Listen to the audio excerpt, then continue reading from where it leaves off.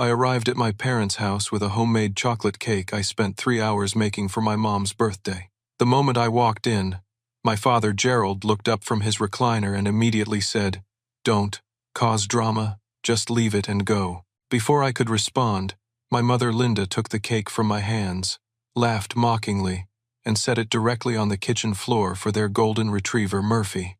"At least he'll enjoy it," she said with cruel satisfaction. I stood frozen, watching Murphy sniff at my carefully crafted birthday gift. I drove home in complete silence, my hands gripping the steering wheel so tightly my knuckles turned white. The humiliation burned in my chest like acid. 3 hours I had spent in my kitchen, measuring ingredients, testing the frosting, making sure the layers were perfectly even. I had imagined my mother's face lighting up when she saw it, maybe even getting a genuine hug for the first time in months. Instead, I watched my birthday gift become dog food.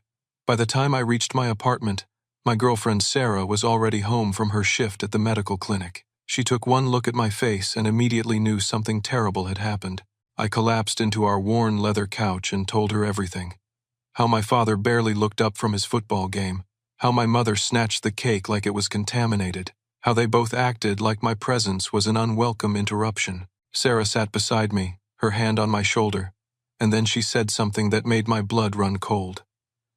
"Tony, I need to tell you about something that happened at the grocery store last week." She had been buying vegetables in the produce section when she overheard my cousin Beth talking loudly to another woman near the bananas.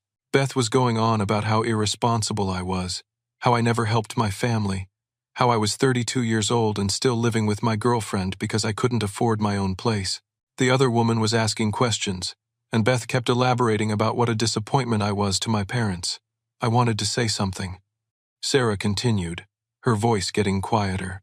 "I wanted to tell her about all the money you send them every month, about how you covered their emergency room bill last year, about the new washing machine you bought them, but I didn't want to cause problems in your family."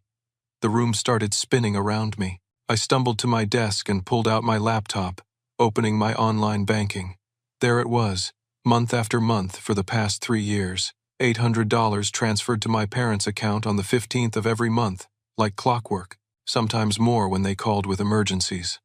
I scrolled through the transaction history, my stomach sinking deeper with each entry. September, $800 regular payment, plus $500 when Mom called crying about their mortgage being behind. August, $800 regular payment, plus $300 when Dad said their air conditioning broke. July, $800 regular payment, plus $700 when they needed help with property taxes. In 3 years, I had given them almost $30,000. I clicked over to our joint savings account, the one I had set up specifically to help them with emergencies. My parents had been making regular withdrawals, but not for emergencies.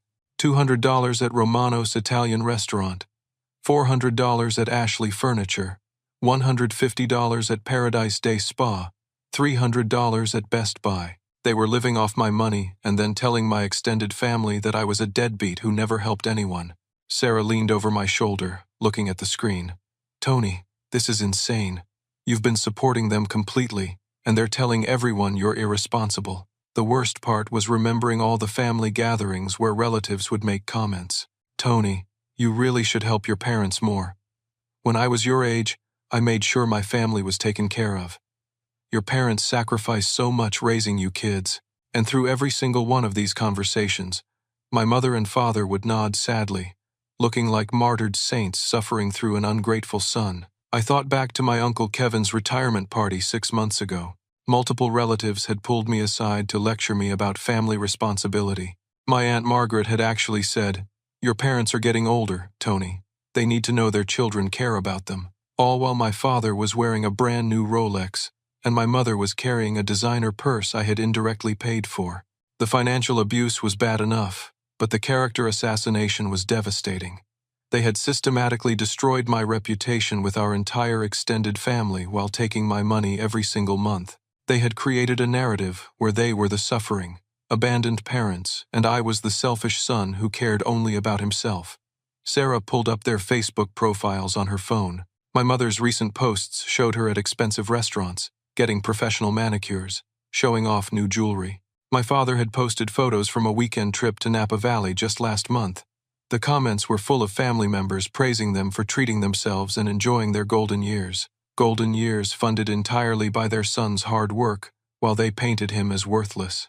"How long has this been going on?" Sarah asked. I calculated back to when the monthly payments started. 3 years. Ever since Dad had that minor heart episode and Mom called me sobbing about medical bills. Except now I realized there probably never were any overwhelming medical bills. His insurance covered everything except a small copay. They had used his health scare to manipulate me into establishing a pattern of regular financial support, then built their lifestyle around that income while destroying my character to anyone who would listen. The cruelest part was understanding how calculated it all was. They didn't just happen to treat me badly while taking my money. They deliberately created a false narrative about my character to justify their treatment of me. If everyone believed I was selfish and irresponsible, then their coldness toward me seemed reasonable. They had engineered a situation where they could abuse me financially and emotionally while appearing to be the victims. I closed the laptop and stared at the wall.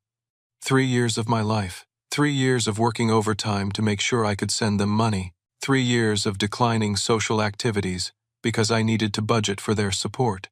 3 years of believing I was doing something good and meaningful, all while they were using my generosity to fund their comfortable lifestyle and telling everyone I was a failure. The next morning, I woke up with a sick feeling in my stomach that wouldn't go away. Sarah had already left for work, leaving a note that she loved me and we would figure this out together. But I needed to understand exactly how deep this betrayal went. I decided to call my Uncle Robert, my father's brother. Robert had always been the family truth-teller, the one person who didn't sugarcoat anything. If anyone would give me straight answers about my parents' financial situation, it would be him. "Tony, good to hear from you," Robert said when he picked up. "How are things going?" "I'm doing well, Uncle Robert. I was actually calling to ask about Mom and Dad. Are they doing okay financially these days?" Robert chuckled. "Are you kidding? They're doing better than they have in years. Ever since your grandmother Helen left them that $45,000, they've been living pretty comfortably. Your dad was just telling me they're thinking about booking one of those Alaska cruise packages. Good for them, you know. After all those years of struggling, they deserve to enjoy themselves." The phone slipped in my hand. Grandmother Helen had died 8 months ago. 2 weeks after her funeral, my parents had called me in tears, saying they were overwhelmed with funeral expenses and asking for $2,000 to help them get back on their feet. I had transferred the money immediately, no questions asked. The inheritance. I managed to say, "When did they receive that?" "Oh, it came through pretty quickly after the will was settled. Maybe 7 months ago. Your father deposited it right away. He showed me the bank statement because he was so excited. Smart of them to put it in that joint account so they both have access." The joint account. The same account I had been contributing to for 3 years. They had deposited grandmother's inheritance into the account that contained my monthly support payments, mixing her money with mine, then continued accepting my contributions while sitting on $45,000. "Robert, did they mention being financially stressed recently? Like, needing help with bills or anything?" "Stressed? Hell no. Linda was just showing off her new diamond earrings at your cousin's wedding last month. Said they were celebrating their improved situation." "Why do you ask?" I made up some excuse about wanting to help them if they needed it, and ended the call quickly. Then I immediately dialed my Aunt Patricia, my mother's sister. Patricia answered on the second ring, sounding delighted to hear from me. "Tony, what a nice surprise. Your mother was just telling me how well you're doing." "She was. Oh yes, she's very proud of your success. She says you've really learned to manage money well and live within your means. She's always bragging about how smart and independent you are." This was the exact opposite of what she had been telling other family members. "Aunt Patricia, has she mentioned anything about their financial situation lately?" "You mean how well they're doing?" "She's been positively glowing about their financial planning. Just last week she bought this gorgeous $700 purse and told me it was because they finally learned to budget properly. She gets those manicures every week now and says it's her reward for being financially responsible. $700 for a purse while she cried poverty to me. Weekly manicures while claiming they couldn't afford their mortgage. Has she said anything about me recently? About whether I visit enough or help them out?" Patricia's tone changed slightly. Well, now that you mention it, she did say something a bit concerning. She told me you don't call or visit anymore, that you're too busy with your own life to care about family. I told her that's just how young people are these days, always focused on their careers and relationships. But she seemed genuinely hurt by it. There it was, the carefully crafted lie designed to make me look bad to extended family. While taking my money every month, my mother was telling her sister that I was neglectful and didn't care about family. She was positioning herself as the hurt, abandoned mother, while using my financial support to buy luxury items. Patricia, when she says I don't help them out, what exactly does she mean? Oh, you know how parents are. They always want more attention from their children. She mentioned that you never offer to help with expenses or anything practical like that. But honestly, Tony, I think that's unfair of her. You're building your own life. You shouldn't be expected to support your parents financially at your age. The irony was suffocating.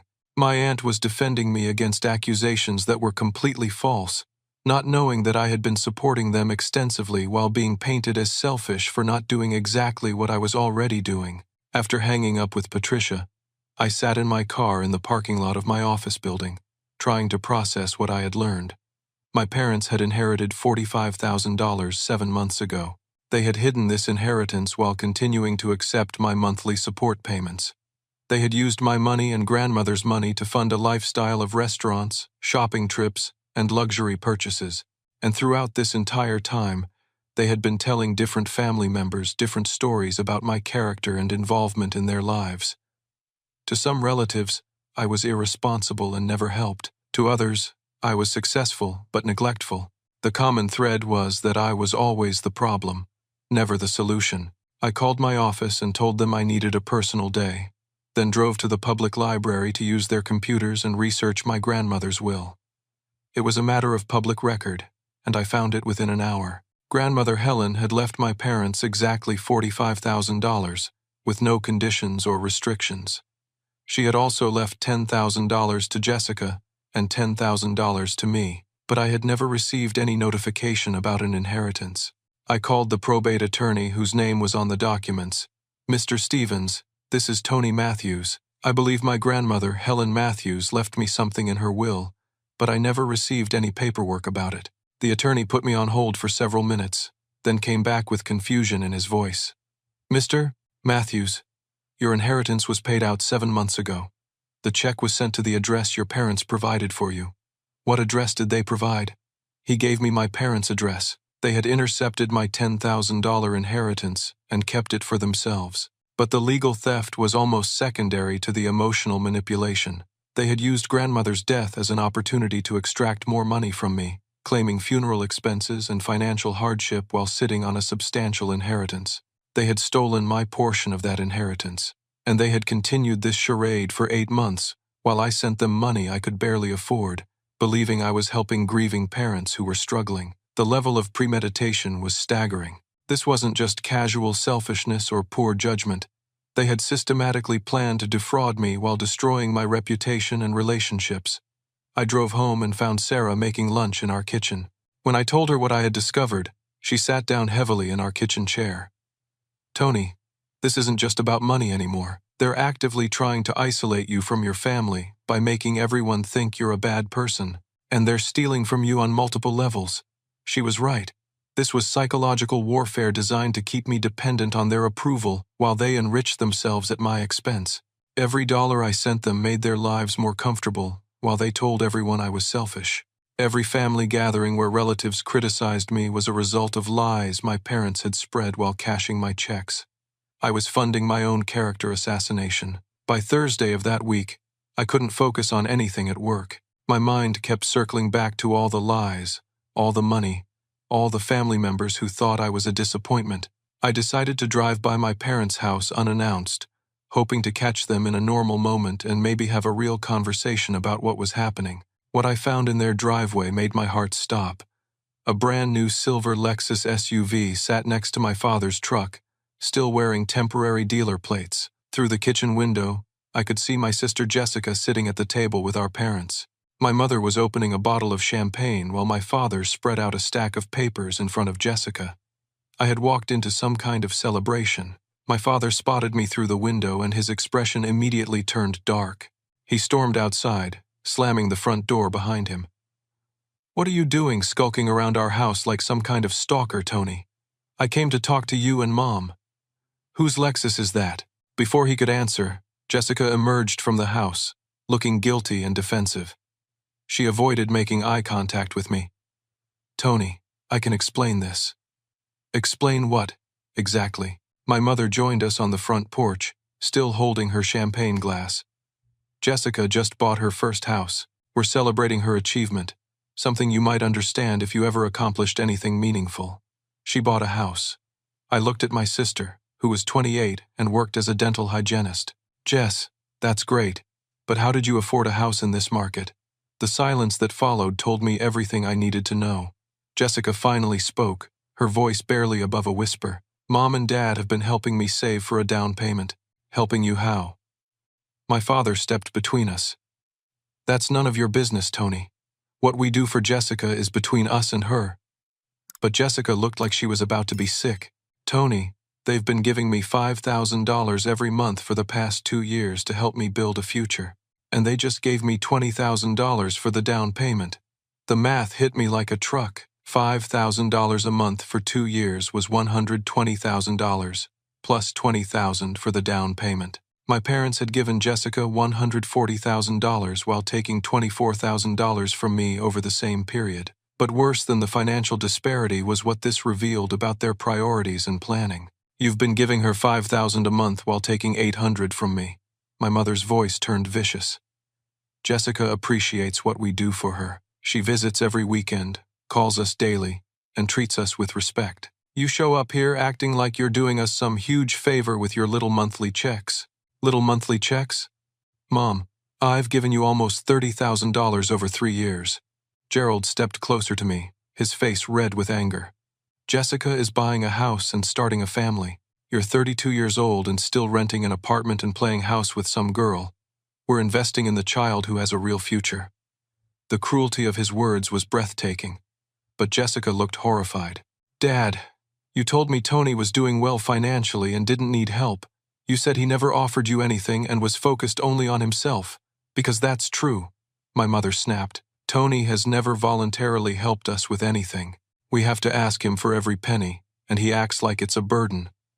"That's not true," Jessica said, her voice getting stronger. "Mom, if Tony's been giving you $800 every month for 3 years, that's almost $30,000. That's more than most people make in a year." "Jessica, don't you dare side with him over us," Linda interrupted. "We sacrificed everything for you children. Every decision we made was about giving you opportunities we never had." But Jessica was putting pieces together. "You told me the money you were giving me came from Dad's retirement and your savings. You never said Tony was contributing to the family finances, because he wasn't contributing enough to matter," Gerald said dismissively. $800 a month doesn't go very far these days. It goes far enough to buy Mom a $700 purse," I said quietly. Jessica's face went white. "What $700 purse?" Linda tried to deflect. "That's irrelevant. Jessica, we're celebrating your house today. Don't let your brother ruin this moment with his jealousy and resentment." But Jessica was looking at the Lexus in the driveway, then back at our parents. "Whose car is that really?" The silence stretched out until Gerald finally answered. "We bought it for you as a housewarming present. You bought me a $60,000 car. You deserve nice things, sweetheart. You've worked hard and shown us respect and appreciation." Jessica turned to me, and I could see the realization dawning in her eyes. "Tony, exactly how much have you been giving them?" $800 every month for 3 years, plus extra for emergencies. Last month it was an additional $500 for their mortgage payment. But they told me their mortgage was paid off 2 years ago. The lies were unraveling faster than my parents could manage them. Jessica was discovering that she had been unknowingly participating in a system that exploited her brother while enriching her.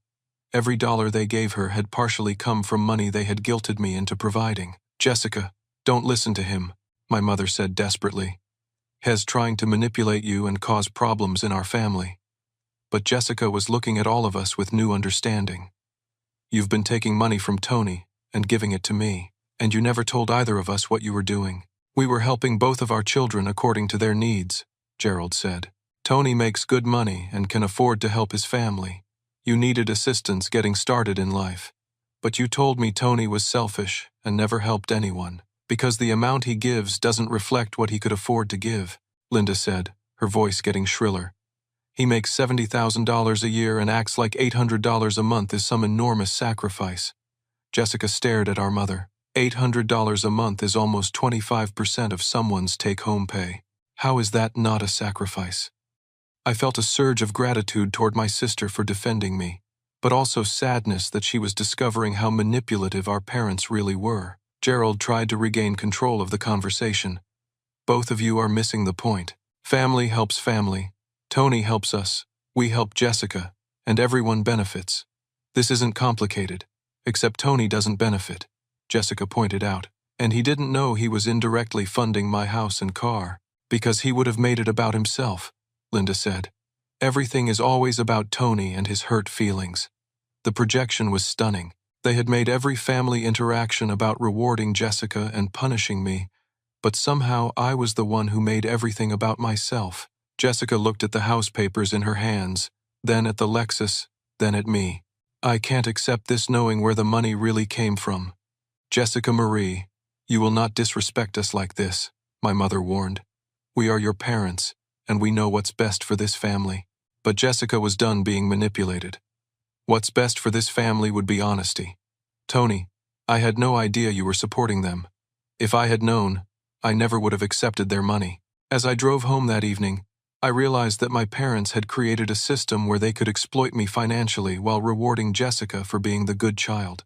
They had kept us both in the dark about their full financial picture, ensuring that neither of us could make informed decisions about the family dynamics. But Jessica's reaction gave me hope. Unlike our parents, she was capable of recognizing unfairness and choosing integrity over personal benefit. It was time to stop funding this corrupt system entirely. That weekend, I decided I needed to understand the full scope of how my parents had damaged my reputation. If I was going to confront this situation completely, I needed to know every lie they had told and every relationship they had poisoned. I started with Amanda, my ex-girlfriend from 2 years ago. We had been together for 18 months when she suddenly broke up with me, citing concerns about my reliability and family issues. The breakup had devastated me because it seemed to come out of nowhere. We had been talking about moving in together when she abruptly ended things. I called Amanda and asked if we could meet for coffee. She agreed, though she sounded surprised to hear from me. We met at a small cafe downtown where we used to go when we were dating. Amanda looked good, but nervous. After some awkward small talk, I got to the point. Amanda, I need to ask you about something. When you broke up with me, you mentioned concerns about my family situation and reliability. I never understood what you meant, and it's been bothering me ever since. She shifted uncomfortably in her seat. Tony, that was 2 years ago. Why are you bringing this up now? Because I recently discovered that my family situation is very different from what I thought it was, and I'm wondering if that affected our relationship. Amanda stared into her coffee cup for a long time before speaking. Your mother called me about a month before I broke up with you. My stomach dropped. She called you. She said she was concerned about you and wanted to talk to someone who cared about your well-being. She told me you had been borrowing money from your parents repeatedly and refusing to pay it back. She said you had anger issues that you hid from me, and that she was worried you would drag me down financially if we got more serious.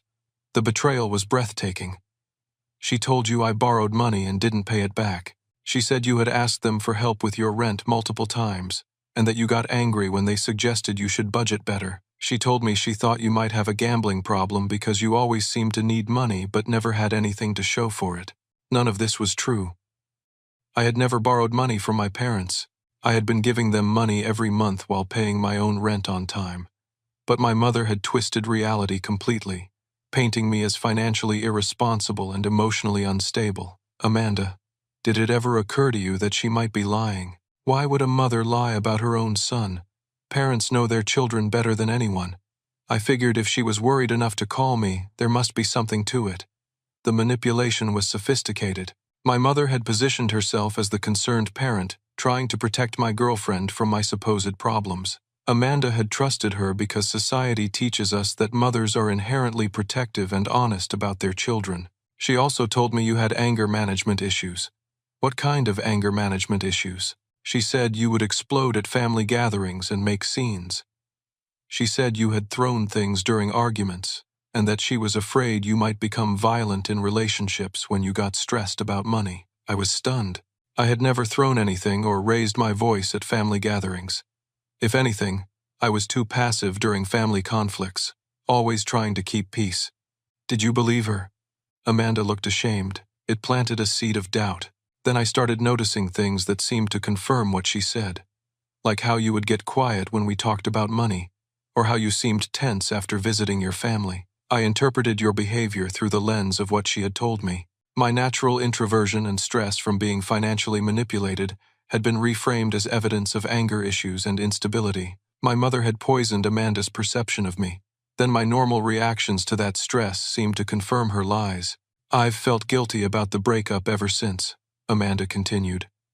You never actually did anything wrong in our relationship. You were always kind and respectful to me. But her call made me second-guess everything. After leaving Amanda, I decided to investigate further. I drove to my neighborhood and found my neighbor Carl working in his yard. Carl, can I ask you something? Have my parents ever said anything about me to you or other neighbors? Carl stopped pruning his roses and looked uncomfortable. Tony, I don't like to get involved in family business. Please, it's important. He sighed and set down his pruning shears. Your father mentioned a few months ago that he was worried about your line of work. He said you were involved in something that made enough money to help them out, but he wasn't sure it was completely legitimate. He said my work wasn't legitimate. He didn't come right out and say it, but he implied that you might be involved in something shady. He said young guys don't usually have enough money to support their parents unless there's something questionable going on. My job as a project manager for a construction company was completely legitimate and well documented, but my father had cast doubt on my character by suggesting my ability to help them financially was suspicious. Did he say anything else? Your mother mentioned to my wife that they were concerned about your anger issues. She said you had trouble controlling your temper, and that's why you didn't come around very often. The same lies they had told Amanda were being spread throughout our neighborhood. They were systematically destroying my reputation while benefiting from my support. But the most devastating discovery came when I contacted my former boss Marcus, who had recently left the construction company for a new position. I asked him to meet me for drinks after work. Marcus, I need to ask you about something confidential. Did my parents ever contact you about me while you were my supervisor? His expression immediately grew serious. How did you know about that? They contacted you. Marcus ordered another beer before answering. About 2 years ago, your mother called the office. She said she was a concerned parent who wanted to make sure we knew about some personal struggles you were having. What kind of struggles? She said you were dealing with substance abuse issues and anger management problems. She told me she was worried these problems might affect your work performance and wanted us to keep an eye on you. My career advancement had been sabotaged by my own mother. Did you believe her? I didn't know what to believe. You had always been a reliable employee, but the call made me more cautious about giving you additional responsibilities. It probably delayed your promotion by at least 6 months, while I waited to see if any problems would surface. 6 months of delayed promotion meant thousands of dollars in lost income, all because my mother had decided to interfere with my professional life. She also said she was concerned you might have financial problems because you were always asking them for money. The irony was suffocating. She had damaged my career prospects by claiming I had financial problems, when the reality was that I was supporting them financially while they spread lies about my character. Marcus, in the 2 years after that call, did you ever see any evidence of substance abuse or anger problems? No. If anything, you seemed more focused and dedicated than before. That's why I eventually recommended you for the promotion despite my initial concerns. My parents had nearly destroyed my career advancement with their lies, and only my actual job performance had overcome the damage they caused. As I drove home that evening, I realized the full scope of their campaign against me. They had systematically targeted my romantic relationships, my neighborhood reputation, and my career prospects while taking my money every month. They weren't just financially exploiting me. They were actively sabotaging my life while benefiting from my success. But the most chilling realization was how calculated it all was. These weren't random lies told in moments of anger. They had crafted specific stories designed to damage different aspects of my life while ensuring I remained isolated and dependent on their approval. Every dollar I gave them funded their comfortable lifestyle while they worked to ensure I would have nowhere else to turn when their manipulation finally became unbearable. They wanted me financially and emotionally dependent on them so they could continue their exploitation indefinitely. But I was done being their victim. Monday morning, I called in sick to work and spent the day documenting everything I had discovered. I made a detailed timeline of every financial transaction, every lie my parents had told, and every relationship they had damaged. I printed bank statements, took screenshots of their social media posts showing luxury purchases, and wrote down exact quotes from my conversations with Amanda, Marcus, and family members. Then I called my friend David, who worked as a paralegal at a small law firm downtown. David and I had known each other since college, and I trusted him completely. "Dave, I need legal advice about a family situation. Can you help me?" We met at his office that evening after his regular work hours. When I explained the situation and showed him my documentation, his expression grew increasingly serious. "Tony, this isn't just family drama. Your parents may have committed several crimes here." He pulled out a legal pad and started taking notes. "First, they intercepted your inheritance check and kept the money. That's mail fraud and theft. Second, if they lied on their tax returns by claiming you as a dependent while receiving your support payments, that's tax fraud. Third, the defamation to your employer could constitute intentional interference with business relationships. What can I do about it? You have options. But before we discuss legal action, let me run a public records search to see what else we can find." David accessed several databases through his law firm's account. Within an hour, he had uncovered information that made my blood run cold. "Tony, your parents filed a new will 6 months ago. Do you want to know what it says?" I nodded, though I already suspected what he would tell me. "They removed you completely as a beneficiary and left everything to Jessica. That includes their house, their life insurance policy, and all financial accounts." The final piece of their plan clicked into place. They had been systematically extracting money from me while positioning Jessica as their sole heir. Every dollar I contributed to their lifestyle was increasing the value of assets that would only benefit my sister. "There's more," David continued. "They've been claiming you as a dependent on their tax returns for the past 3 years while receiving your support payments. How is that possible? They're claiming you live with them, and they provide more than half your support. But since you've been giving them money, they're essentially double-dipping. They get money from you, then claim you as a tax deduction to reduce what they owe the government. The fraud was more extensive than I had imagined. They had created a system where they benefited from my support in multiple ways, while ensuring I would receive nothing in return. Dave, what would you recommend?" He leaned back in his chair and studied my documentation. "You could file criminal complaints for mail fraud, tax fraud, and theft. You could sue them for defamation. You could report their tax fraud to the IRS, but honestly, pursuing all of those options would be expensive and time-consuming, and you might not recover much money.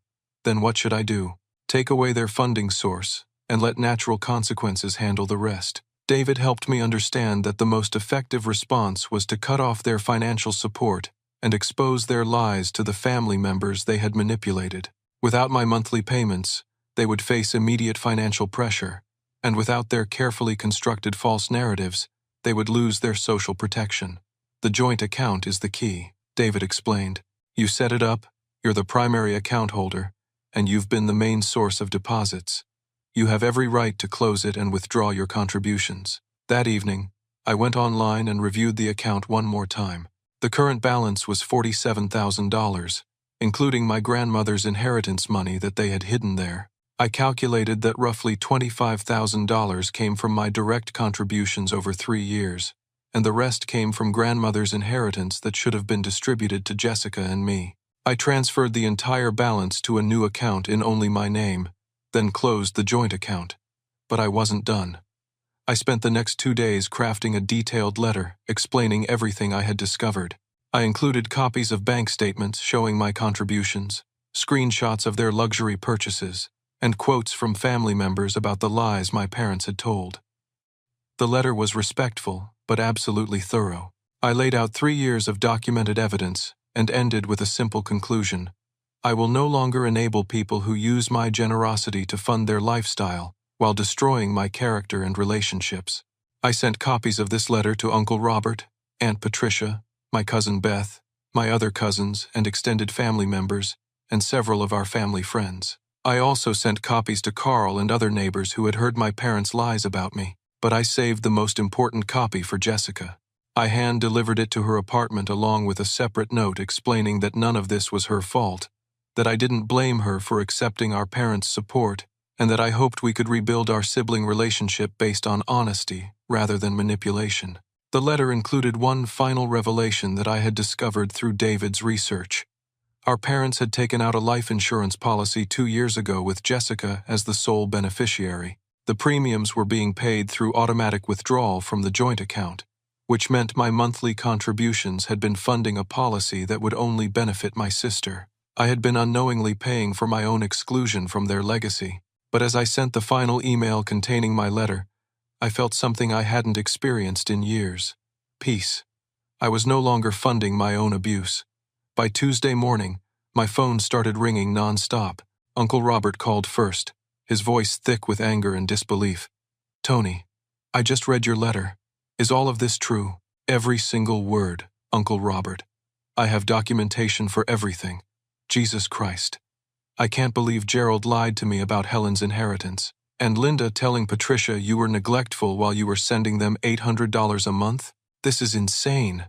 Within hours, my parents' carefully constructed web of lies began falling apart. Aunt Patricia called my mother, demanding explanations about the contradictions between her claims of poverty and her obvious wealth. Carl organized an impromptu neighborhood gathering, where several families shared stories of my parents' lies about me. The most devastating blow came when Jessica called our parents and told them she was returning the $20,000 down payment for her house. "I can't live in a home that was purchased with money Tony sent to help you," she told them. "And I'm returning the car. I won't be part of this anymore." My mother's response, according to Jessica, was pure fury. "You ungrateful little bitch. After everything we've done for you, you're going to side with your jealous, manipulative brother." But Jessica stood firm. She had seen too much evidence to deny reality. By Wednesday, the financial consequences hit my parents hard. Without my monthly $800, they couldn't make their mortgage payment. Their credit cards, which they had been paying minimum balances on using my money, began accumulating interest charges they couldn't afford. The social consequences were even more severe. Family members who had been criticizing me for years now understood they had been manipulated. Several neighbors apologized for believing false rumors about my character, but instead of accepting responsibility, my parents doubled down on their victimization narrative. Thursday afternoon, my father showed up at my workplace, creating a scene in the lobby that required security intervention. He was screaming about ungrateful children and demanding that I stop this childish tantrum and restore their access to their money.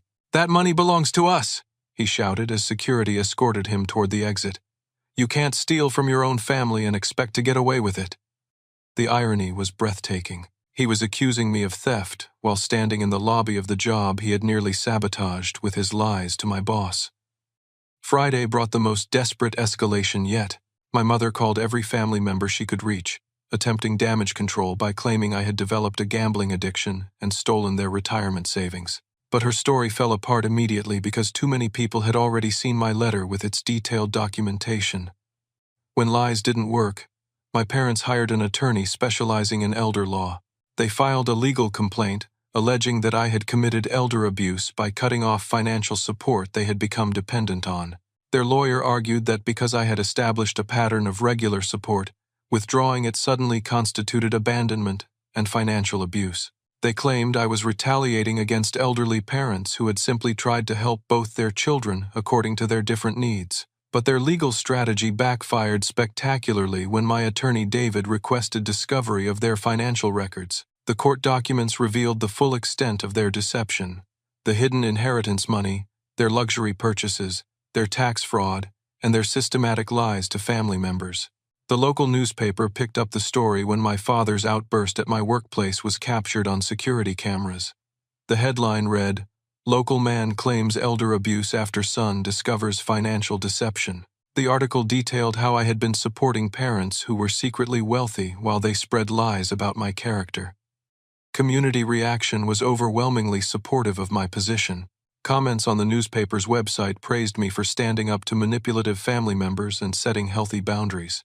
But the most satisfying consequence came when their mortgage company discovered the legal proceedings and began investigating their loan modification application from 2 years earlier. They had claimed financial hardship and minimized their assets to secure favorable terms, but the court documents revealed they had been hiding substantial assets and income sources. The mortgage company initiated its own fraud investigation, which could result in acceleration of their entire loan balance. Jessica found herself caught in an impossible position. Our parents demanded she choose sides, threatening to cut off all relationship with her if she continued supporting me. But Jessica had seen too much evidence to pretend their behavior was acceptable. "I can't unsee what they did to you," she told me over dinner, "and I can't pretend that taking their money while knowing where it came from would be ethical."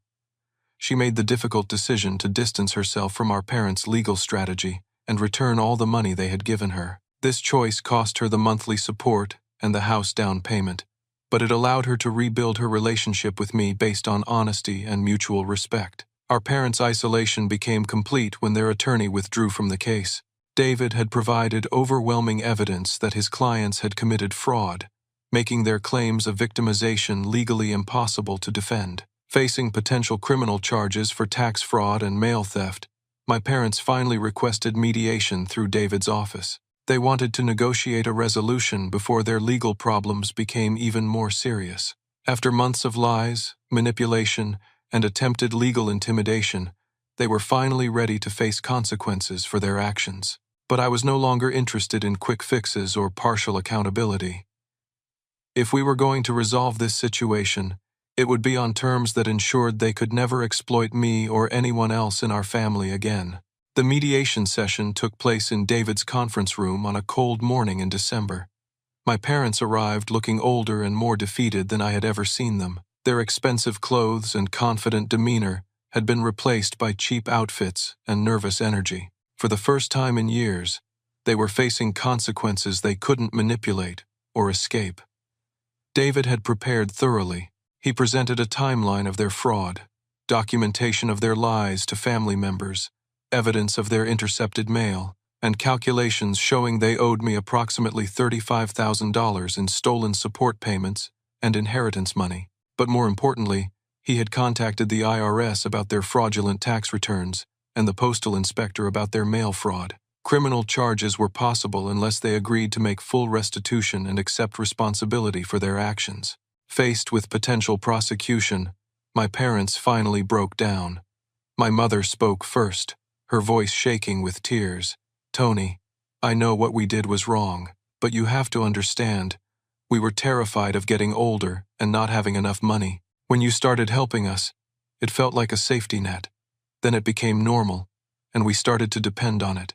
But why lie about me to everyone?" Her answer revealed the depth of their psychological manipulation. "Because if everyone thought you were generous and responsible, they would expect us to be grateful and happy all the time. But we felt guilty taking your money, so we convinced ourselves and everyone else that you weren't doing enough. It made us feel less guilty about accepting your help." Gerald's confession was more calculated but equally revealing. "We favored Jessica because she seemed to need more help. You were always independent and successful, which made us feel like failures as parents. Supporting Jessica made us feel important and needed in a way we never felt with you." The twisted logic was stunning. My success and independence had made them feel inadequate, so they punished me for thriving while rewarding Jessica for needing them. They had created a system where my strength was treated as a character flaw while dependency was rewarded. But understanding their motivations didn't excuse their actions. David outlined the terms for resolution. They would publicly apologize to every family member and neighbor they had lied to, seek financial counseling to manage their legitimate resources, and have no contact with me for 2 years while they worked on themselves. In exchange, I would not pursue criminal charges, and I would help them avoid prosecution by providing restitution documentation to the authorities. But I added one more condition that surprised everyone in the room. I want to establish a small emergency fund for them, but only accessible through a financial counselor who can verify legitimate emergencies. David looked confused. Tony, why would you want to help them after everything they've done? Because cutting them off completely would make me just as manipulative as they were. The difference between support and enablement is structure and accountability. I used $15,000 from the joint account, which legally belonged to them, but morally represented my contributions, to establish a supervised emergency fund. They could access it only for genuine medical emergencies or housing crises, and only with verification from a licensed financial counselor. This arrangement protected them from true catastrophes, while preventing them from using emotional manipulation to extract money for luxuries or poor financial decisions. The broader resolution had profound effects on our entire family dynamic. Jessica used the experience as motivation to become completely financially independent, starting her own business and building genuine wealth through hard work rather than parental support. Uncle Robert and Aunt Patricia became much more involved in holding family members accountable for their actions, ending the culture of enabling bad behavior for the sake of family peace. Most importantly, the truth about my character and contributions became widely known throughout our extended family and community. Relatives who had criticized me for years now understood they had been manipulated into believing lies. 6 months later, my life had transformed in ways I never expected. My relationship with Sarah deepened because she had witnessed my strength in setting boundaries with toxic family members. She said watching me choose self-respect over family approval had shown her what real integrity looked like. Amanda reached out to apologize and express admiration for how I handled the situation. While we didn't restart our romantic relationship, we rebuilt a genuine friendship based on honesty about how my parents had manipulated her perceptions. My career prospects improved dramatically when the truth about my character became known. Marcus, my former boss, recommended me for a senior position at a major development company, citing my integrity under pressure as a key qualification. But the most meaningful change was in my relationship with Jessica. For the first time in our lives, we had a sibling bond based on mutual respect and honesty rather than competition for parental approval. We established new family traditions that didn't involve our parents, creating the loving family dynamic we never had growing up. Jessica later told me that watching me stand up for myself had inspired her to examine other relationships in her life, where she accepted poor treatment to avoid conflict. The experience taught me profound lessons about love, respect, and healthy boundaries. I had spent years believing that love required acceptance of any behavior, that supporting family meant enabling their worst impulses, and that loyalty demanded silence in the face of abuse. But real love sometimes means allowing people to face consequences for their choices, rather than rescuing them from their own behavior. True family support means helping people become their best selves, not funding their dysfunction. Most importantly, I learned that protecting yourself from exploitation isn't selfish or cruel. It's necessary for building authentic relationships that honor everyone's dignity and worth. 2 years later, my parents completed their financial counseling and sent me a letter requesting renewed contact. The letter was different from anything they had ever written to me before. It contained genuine accountability for their actions, specific acknowledgments of how they had harmed me and others, and realistic plans for building healthier relationships going forward. We started with monthly phone calls, then occasional family dinners, always with clear boundaries about respectful behavior and honest communication. The relationship we built was smaller but infinitely more genuine than what we had before. During one of those dinners, my mother said something that brought our healing full circle. Tony, I spent so many years resenting your independence that I forgot to feel proud of the man you became. I'm sorry it took losing you completely for me to understand what I had. The final test of our new relationship came when I baked a birthday cake for her 70th birthday. When I arrived at their house with the homemade chocolate cake, my father stood up from his recliner and said, "Thank you, son.